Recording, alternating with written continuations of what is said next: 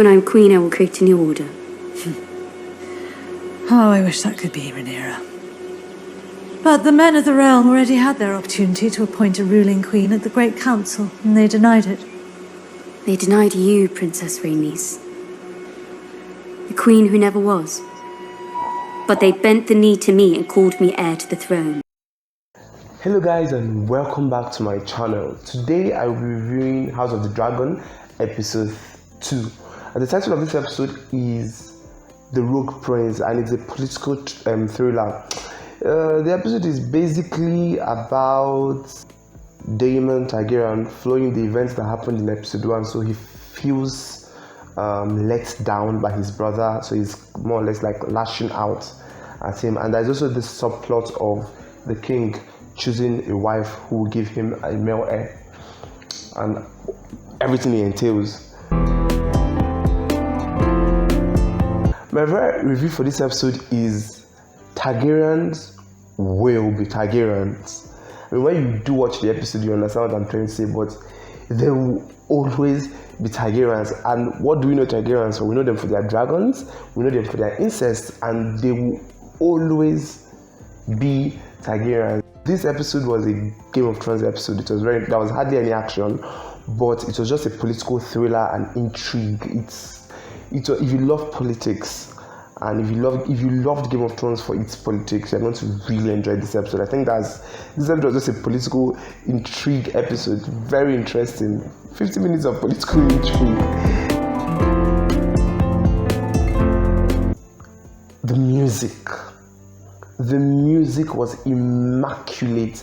The music found a way to elevate every single scene. If a scene was running on 10, the music took it to 50. If a scene was running on 50, the music took it to 100. The music, it was just so good.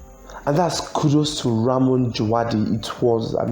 He did a phenomenal job. He's the same guy that composed for Game of Thrones, so I knew he was going to do a good job. He exceeded all expectations. The music made every scene exceptional. The writing was good as well, better than episode 1's writing. You could tell the motivations of every character. You can't not talk about this episode without talking about Millie Alcock as Rhaenyra Targaryen. She was phenomenal. I mean, episode 1, she was very good in episode 1, but this was her episode. Every scene she had, she was so good in them. Her line delivery was just amazing. So this episode was also very suspenseful, like what's going to happen, because there was hardly any action, there was hardly any fight scenes. They had to rely on politics to elevate the episode, and it worked. It really worked. At the opening credits, I was really looking forward to this opening credits because we didn't get one last episode, and I was really looking forward to one today. And it being a Game of Thrones spin-off, I was expecting a prequel, rather. I was expecting, something of that caliber. And don't get me wrong, it's good. It was very good. I just didn't like it. I preferred Game of Thrones opening credits to this one. I hated Alicent and Viserys. Not as characters individually, like whenever they were together, and they were together a lot this episode, I really did not like them at all. I don't like them at all. The ending of the episode cemented my dislike for the pairing. It cemented it for me. Another character I didn't like rather, was Otto Hightower. I hate that guy. I really hate. You know how people hated Joffrey? I'm not saying he's as bad as Joffrey, but how people hated Joffrey, that's how I hate the guy. I don't like him one bit. I don't like that guy at all. I just don't like him.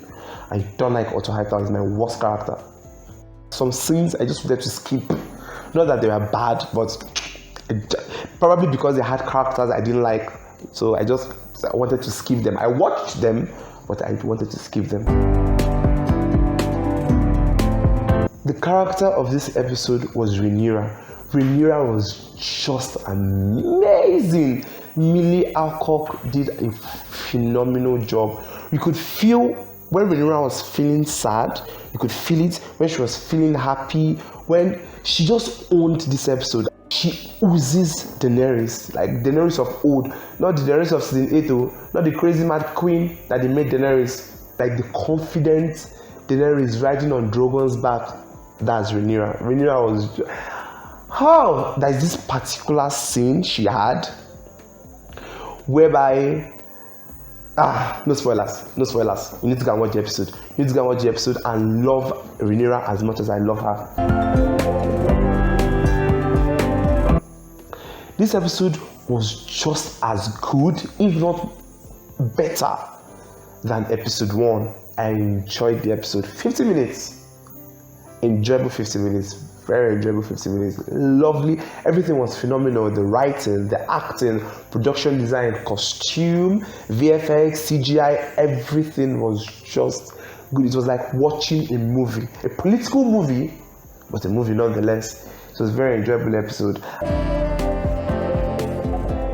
My rating for this episode will be an 8.5. Please, if you did enjoy the video, please subscribe, turn on the notification bell, leave a like, comment so I can know your thoughts on the episode and on the video, and I'll see you on the next one.